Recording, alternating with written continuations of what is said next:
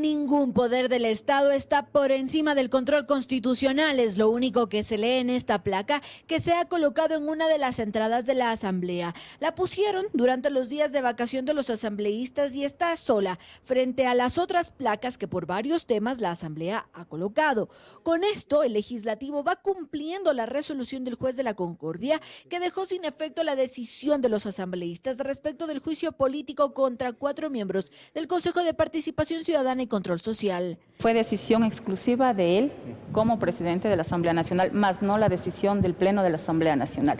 La decisión de los asambleístas que tienen la mayoría es no obedecer las decisiones ilegítimas de este juez de la Concordia. Por eso la mayoría legislativa dice seguirán desconociendo la decisión del juez, como ya lo hicieron cuando dejaron sin quórum la sesión de posesión del superintendente de bancos antes de la vacancia legislativa, es decir, el enfrentamiento entre las instituciones del Estado continuará. Hay 4 exconsejeros que se están atribuyendo funciones y nosotros no vamos a permitir que se vayan por encima de las decisiones de la Asamblea Nacional. Hacer eso es no conocer derecho constitucional. Y yo lamento muchísimo que algunos asambleístas que son abogados no revisen las sentencias de la Corte y no revisen la Constitución. Mientras tanto, el Pleno de la Asamblea Nacional luce así, con las luces apagadas. Este martes, pese a que ya volvían de vacaciones, no hubo agenda de trabajo. La Asamblea sigue abandonada, no hay iniciativa, no hay liderazgo, déjeme decirlo, lo que estamos viviendo el día de hoy, el país viene de un feriado largo y exactamente lo que hoy necesitaba la Asamblea es dar un gesto y una muestra de que vamos a trabajar. Recién será este jueves cuando los legisladores se reúnan en pleno y analicen el tema de la ley de seguridad que quedó pendiente por la falta de quórum de la mayoría legislativa. Algunos asambleístas prefirieron ver una final de fútbol en vez de preocuparse de darle seguridad al Ecuador.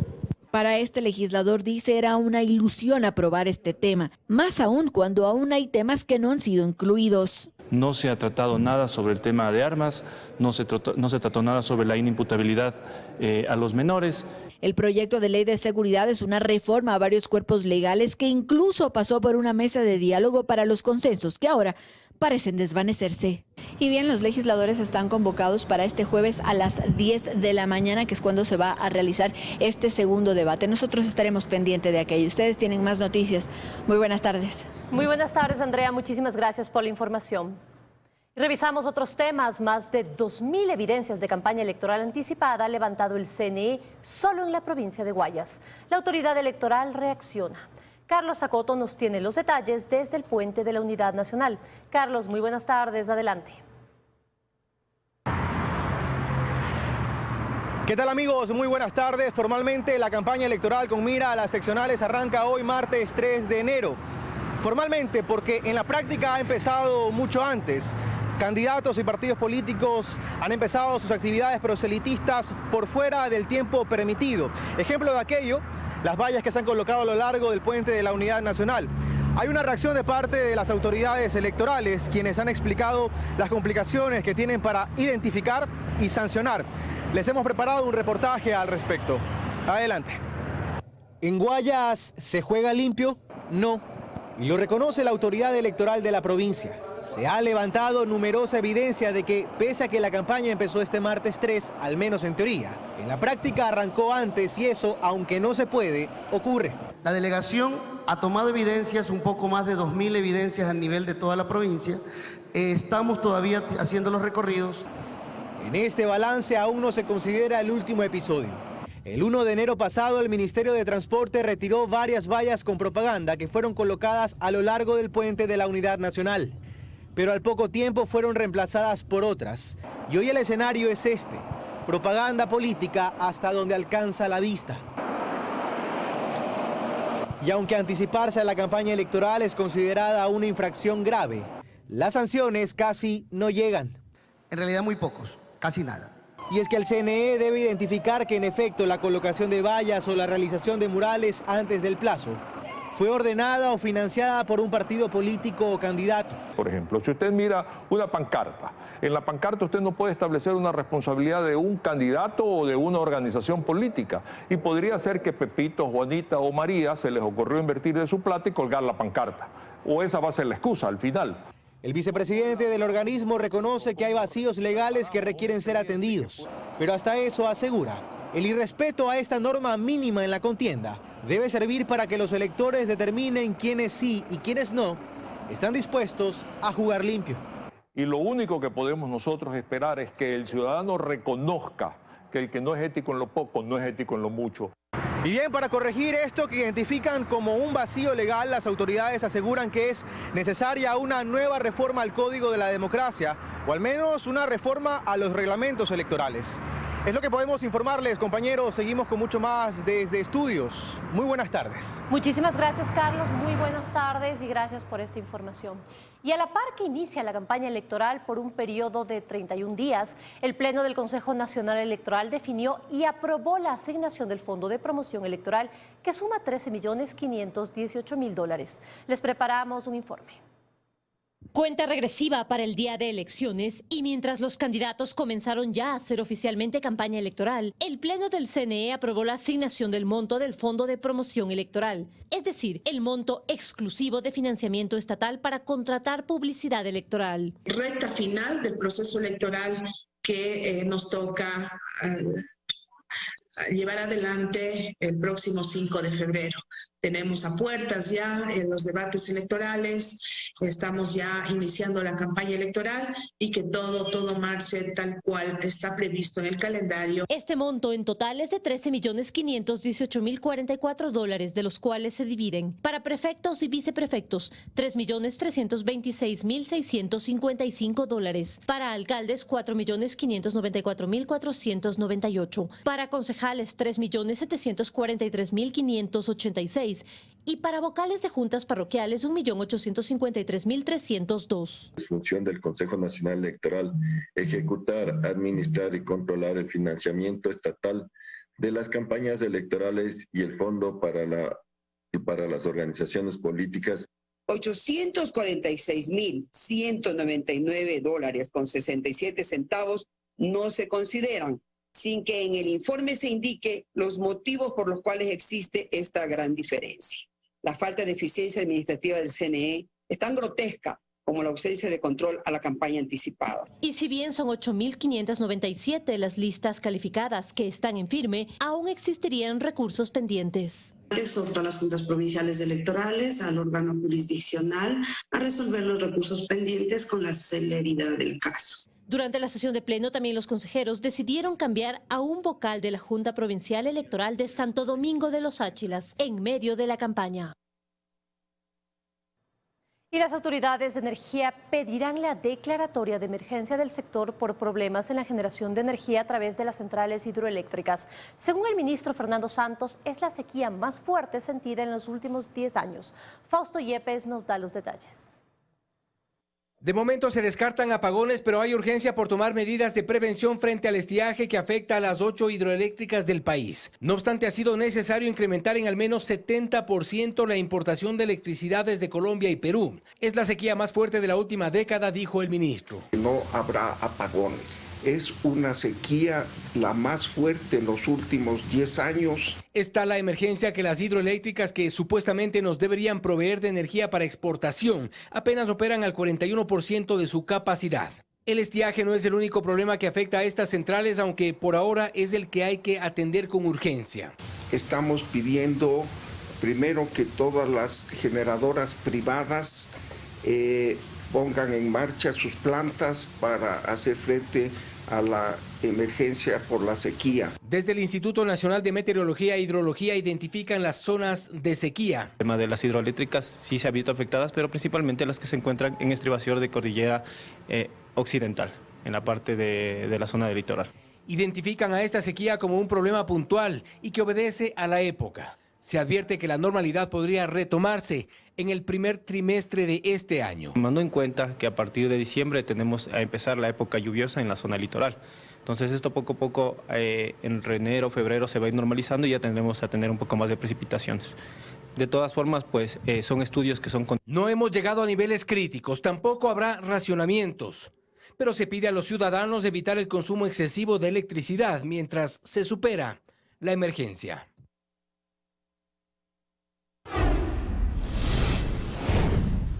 El presidente de la República, Guillermo Lasso, anuncia visitas sorpresa a los hospitales y centros de salud de todo el país.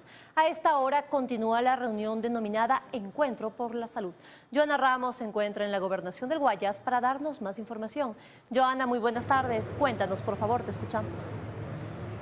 ¿Qué tal, estudios, amigos en casa? Muy buenas tardes. A esta hora continúa la reunión del presidente de la República, Guillermo Lasso, con el ministro de Salud, el presidente del Consejo Directivo del IES y varios representantes también de las casas de salud del Ministerio de Salud y del IES, de la Policía, de las Fuerzas Armadas, aquí en la gobernación del Guayas, en el centro de Guayaquil.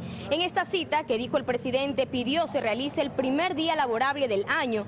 Se definen las nuevas acciones para la salud pública. El primer mandatario reconoció que continúan las quejas por la falta de medicinas y de personal, pero aseguró que se están haciendo cambios. De ahí que anunció realizará visitas sorpresas a las diferentes casas de salud de todo el país para garantizar que se están implementando estas mejoras. Escuchemos. Vamos a ver algunos indicadores con los cuales vamos a medir a los hospitales de aquí en adelante. Pero la mejor medición va a ser la visita sorpresiva del presidente de la República. Me voy a dedicar a recorrer todos los hospitales y todos los centros de salud, pero no les voy a decir el día que voy a ir.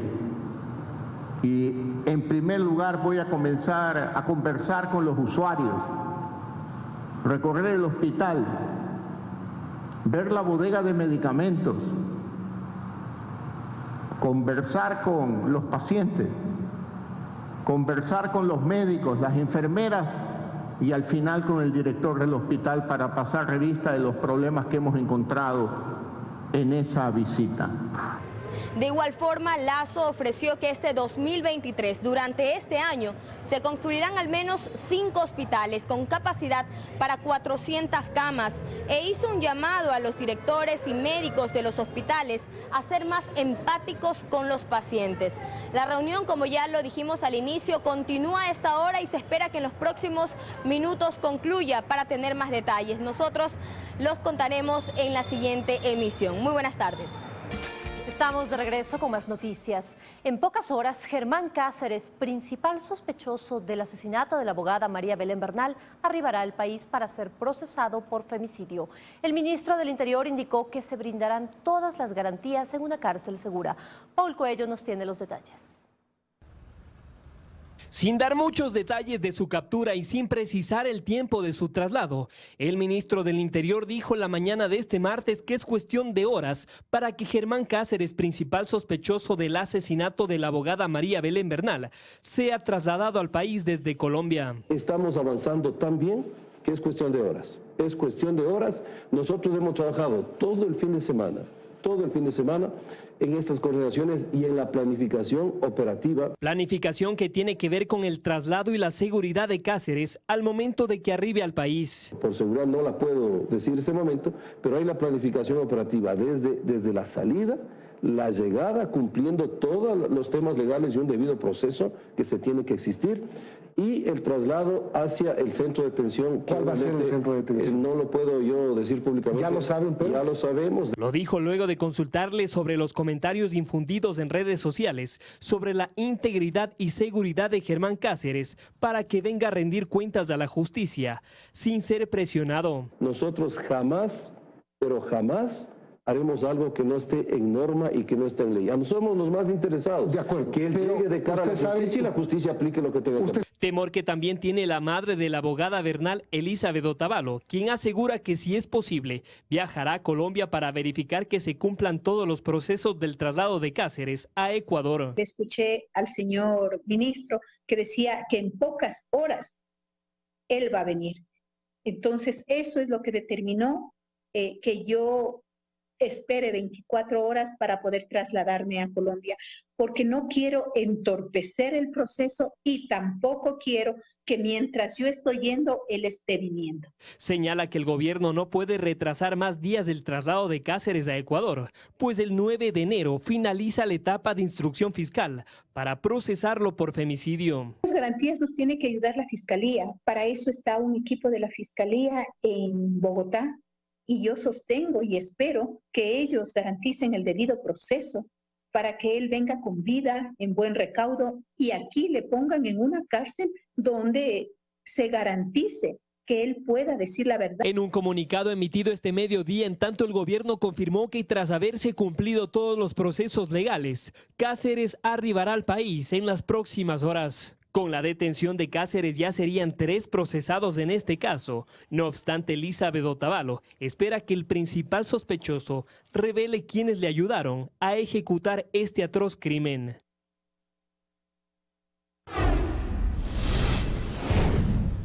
Quienes ganen más de $1,751 al mes pagarán el impuesto a la renta, aclara el director del Servicio de Rentas Internas.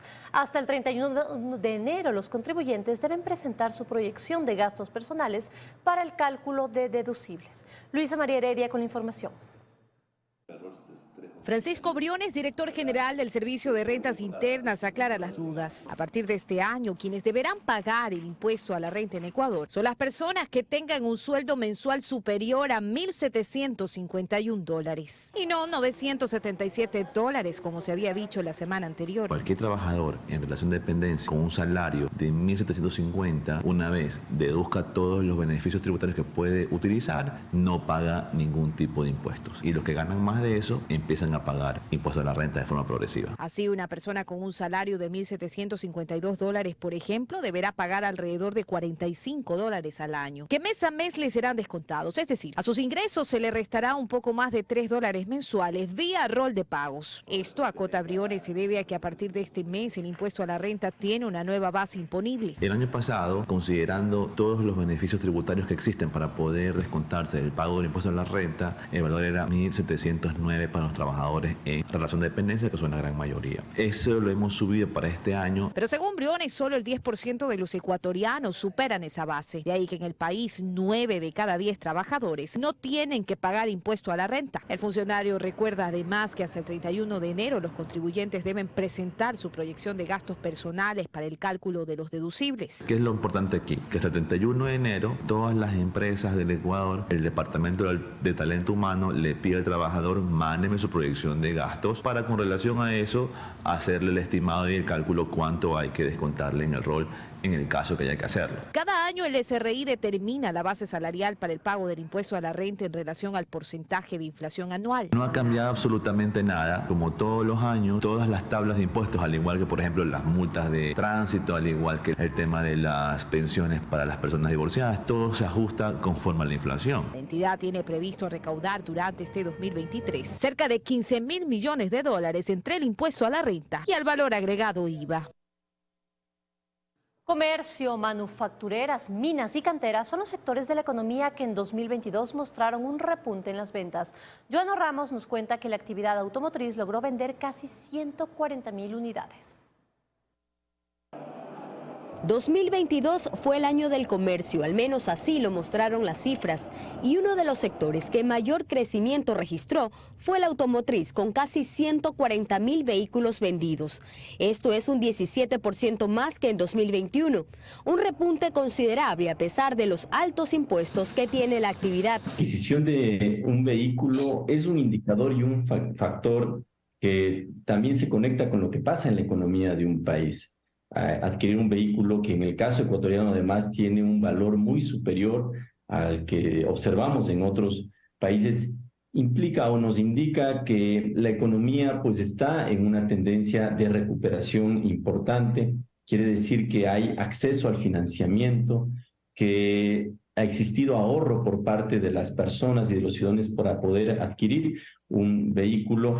Entre las cifras que maneja el sector están que el 70% de los vehículos que se vendieron están por debajo de los $30.000, mientras que el 40% de las ventas fueron de camiones. Y este es un indicador muy interesante porque significa que la economía, la actividad agropecuaria, industrial, la construcción, el comercio, pues también está en un proceso de recuperación económica en el país. Así es que digno de destacar es que los vehículos de trabajo, los comerciales, las camionetas también, que son frecuentemente utilizadas como vehículos de trabajo, de carga liviana especialmente, han crecido 40% en relación con el año 2019, antes de la pandemia. Según el Servicio de Rentas Internas, 20 de los 20 sectores económicos evidenciaron crecimiento en ventas durante 2022.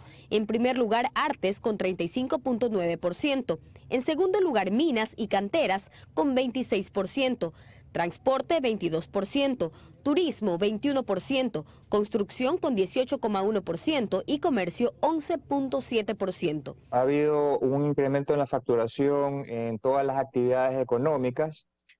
Ha sido un año de una política de comercio exterior intensa, exitosa diría yo. Pero si bien el 2022 hubo un repunte en las ventas, el nuevo año se debe trabajar en los temas pendientes, que son varios. Tenemos que trabajar en bajar la presión tributaria para que también los costos bajen y los ecuatorianos tengamos mejores precios, y también seguir impulsando la reducción de aranceles. Los dos sectores que menos crecieron en 2022 fueron servicios con 4.8% y con 0.6% el de la comunicación. Más noticias en 24 horas. Inició el año 2023 y con él la obligación de cumplir con el pago del impuesto predial en Quito. Varias personas llegaron hasta las entidades financieras a pagar el tributo. Juan Miguel Rodríguez nos informa.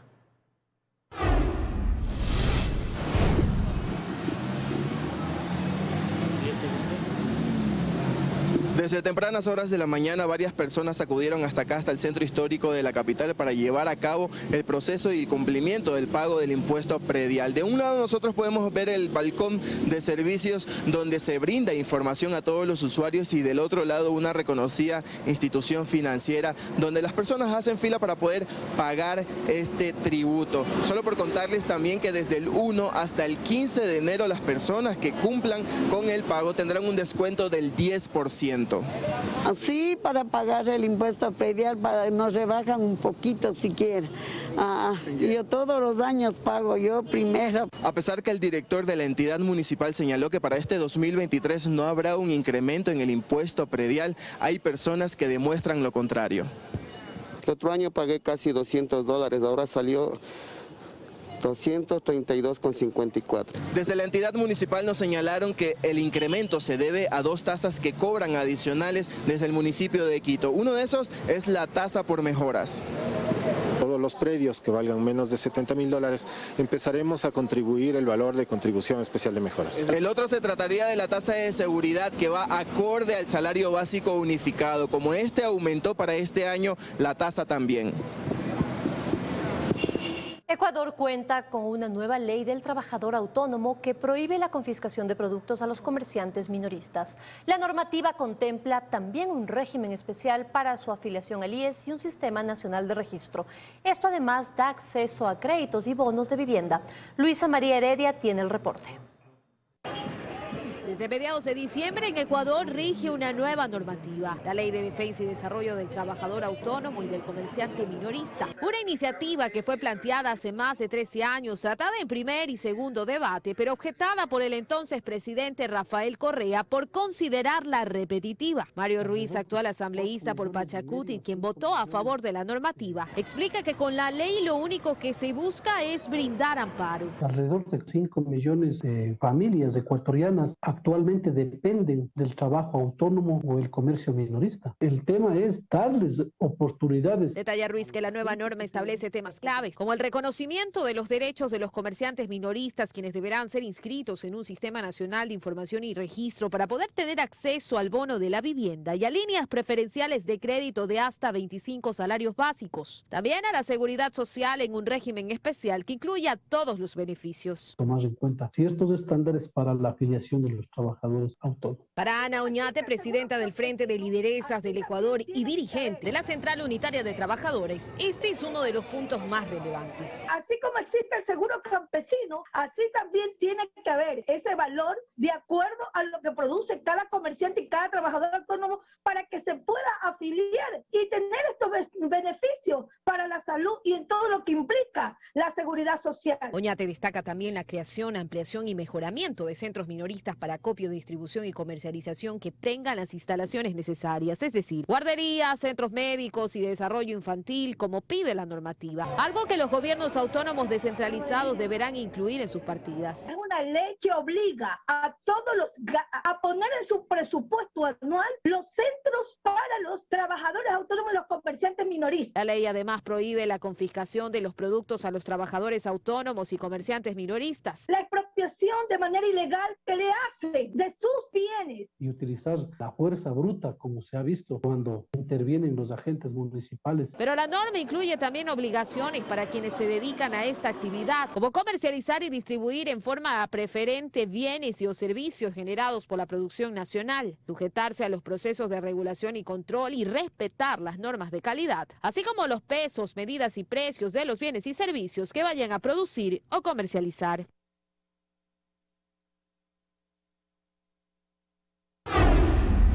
Ecuador ocupa desde hoy por 2 años uno de los 15 puestos en el Consejo de Seguridad de Naciones Unidas, que tiene como responsabilidad primordial el mantenimiento de la paz y la seguridad en el mundo. Es el órgano con más poder en el sistema de las Naciones Unidas. Una parte del evento inaugural consistió en la instalación de las banderas de los nuevos miembros electos. Ecuador, junto a Japón, Malta, Mozambique y Suiza, serán parte de este órgano durante el bienio 2023-2024. La sede del organismo está en Nueva York.